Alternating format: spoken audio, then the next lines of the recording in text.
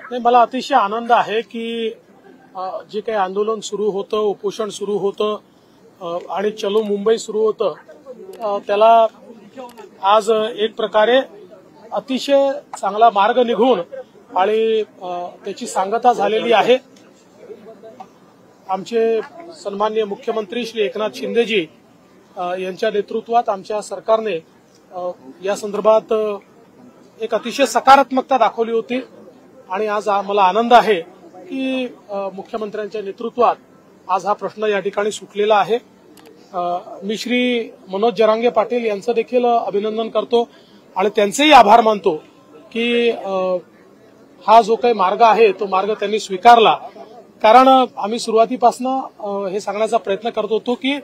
जो काही मार्ग आहे तो आपल्याला कायदेशीर काढावा लागेल, कायद्याच्या आत राहून काढावा लागेल, संविधानाच्या आत राहून काढावा लागेल आणि म्हणून सरसकट आपल्याला करता येणार नाही। मात्र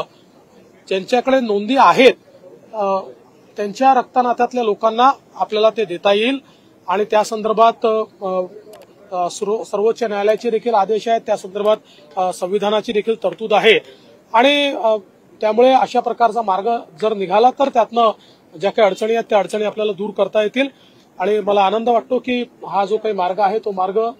सरकारने त्या ठिकाणी स्वीकारला आणि आंदोलक असलेले श्री मनोज जरांगे पाटील यांनी देखील स्वीकारला। यामुळे मराठा समाजाचा एक मोठा प्रश्न देखील सुटणार आहे आणि त्याचसोबत सगळ्यात महत्वाचं जे आहे की ओबीसी बांधवांच्या मनामध्ये जी भीती होती की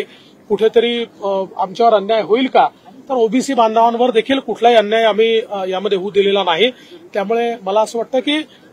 राज्यातल्या सगळ्या समाजांना न्याय देण्याचा जो प्रयत्न राज्य सरकारचा आहे त्यातनं आजचा अतिशय चांगला अशा प्रकारचा निर्णय घडलेला आहे।